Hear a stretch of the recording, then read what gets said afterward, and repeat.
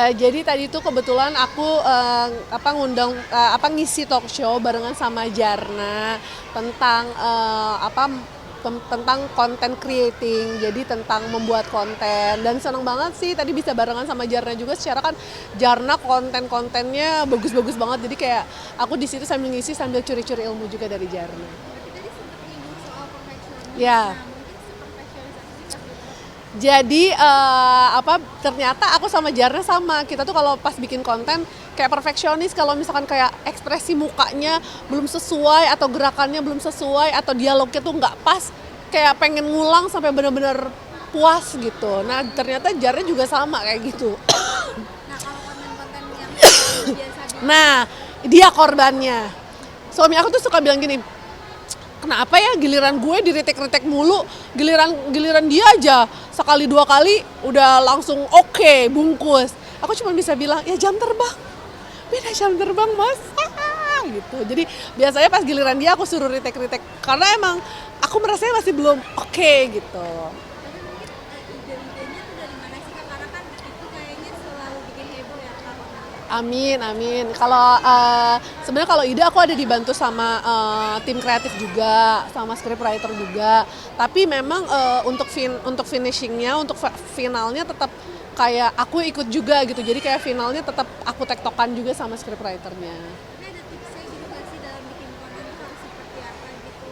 Ada apanya? Tips-tips. Sebenarnya kalau ya paling kita tetap harus sering lihat-lihat konten juga, harus baca tren supaya nanti dari tren yang sekarang lagi rame kita bisa riding the wave, tapi bisa kita adjust, kita sesuaikan gitu sama karakter kita. Gitu. Kak, mungkin boleh update nih soal perkembangan anak nih. Sekarang anak-anak udah bisa apa sih Kak? Kalau untuk anak aku, kalau Sada sekarang dia lagi hobi les ice skating, terus berenang. Jadi karena memang dia madam Eropa ya, dia olahraganya maunya di tempat yang adem, di es sama di air. Diajakin olahraga yang lain, oh dia nggak mau, keringetan. Sukanya di cuaca-cuaca Eropa, cenah gitu. Tapi kenapa maksudnya let's ice skating kayaknya agak jarang ya anak. Dia yang minta. Jadi kalau aku tuh kan memang sebisa mungkin pengennya anak itu dia sehari-hari tuh kegiatannya banyak yang bergerak gitu, yang fisik gitu. Nah tapi aku tuh kayak pernah nawarin, dia kan suka kayak senam-senam gitu. Kak mau coba gimnastik gak? Dia nggak mau. Tiba-tiba suatu hari dia minta aku mau les ice skating. Aku anterin aja dan nggak langsung aku lesin, kayak cuman trial doang gitu sama coachnya satu kali gitu. Nah ternyata dia minta terus sampai sekarang gitu. Jadi ya udah selama itu aktivitasnya positif, olahraga juga, dan dianya ternyata bisa komit dan konsisten, ya udah disupport aja. Sekarang mungkin udah sampai mana nih lesnya udah mulai Oh enggak, masih belum lah, masih baru mulai juga. Kalau sebelumnya masih harus dipegangin, sekarang udah mulai bisa jalan sendiri, masih basic banget. Tapi ya aku mikirnya ini olahraga, anaknya juga suka, anaknya happy, ya udah support aja. tapi kalau Kak Vindom sama suami tuh ada ini nggak sih mengarahkan gitu atau melihat bakat anak tuh pasti kemana terus diarahkan ke situ. Kalau anak aku sama si Sada ini lagi seneng ngevlog. Jadi aku nggak pernah, padahal dari aku pribadi aku nggak pernah mengarahkan Sada nanti harus jadi konten kreator ya, bikin vlog ya, karena dia tuh suka nonton. Terus dia, padahal dia nggak punya YouTube channel, tapi dia kalau misalkan Ma minta videoin dong, Sada mau ngevlog. Hai guys, jangan lupa like ya. Padahal nggak aku up kemana-mana juga, nggak aku upload ke YouTube juga gitu. Jangan lupa like and subscribe. Welcome back to my YouTube channel gitu. Padahal YouTube channelnya juga nggak aku upload di situ juga, tapi ya pokoknya dia setiap kali ke acara apapun, pokoknya dia minta ngevlog.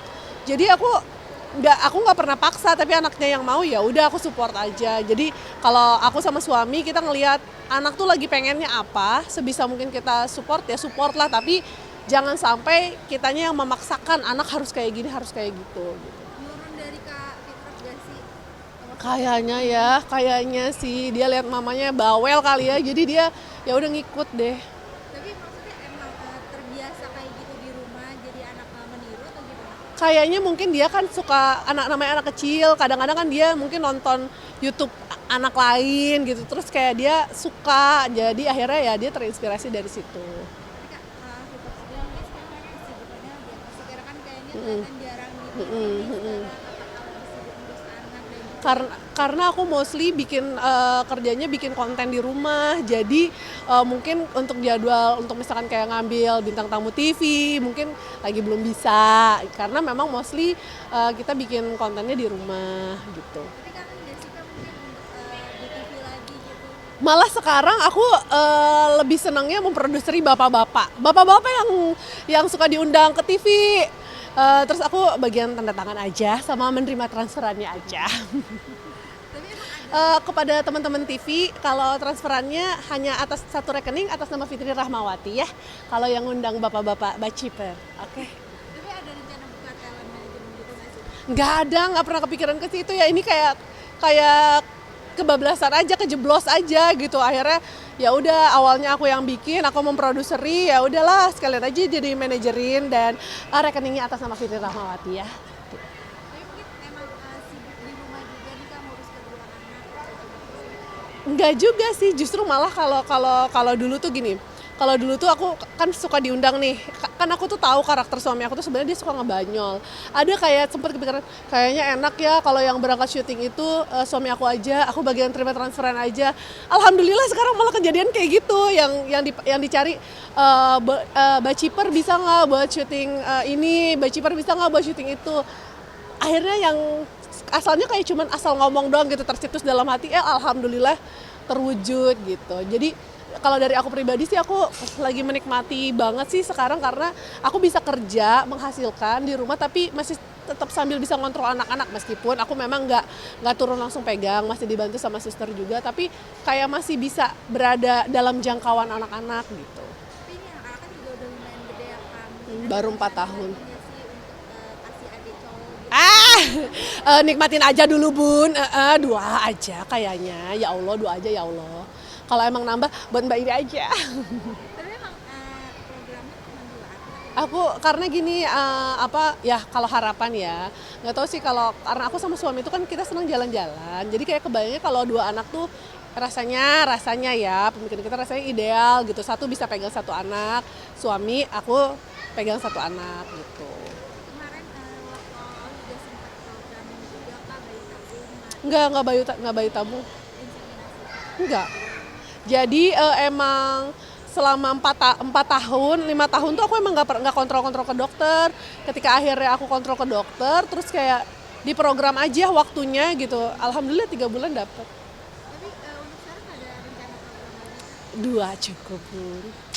Nah, tapi kalau misalkan jalan-jalan sama anak nih Kak, emang sukanya tuh jalan-jalannya kemana sih sama suami? Kalau sejauh ini tuh kita kalau berangkat seringnya sekeluarga gitu, karena kan mikirnya mumpung rezekinya ada, orang tua juga masih diberi kesehatan, bisa jalan-jalan gitu. Jadi ya seringnya emang rame-rame gitu. Jadi belum pernah coba nih, lagi mau coba ngerasain kalau jalan-jalan berempat nih kayak gimana, lagi mau mencoba nih dalam waktu dekat. Destinasinya mungkin Kayaknya nggak langsung keluar negeri dulu ya, kita rencananya yang di dalam negeri dulu deh gitu, karena kan kalau di dalam negeri kebutuhan apa, kalau misalnya ada yang ketinggalan masih bisa pakai ojek online atau apa gitu. Kalau di luar negeri takutnya kendalanya beda lagi, tantangannya, jadi ntar mungkin coba di dalam negeri dulu.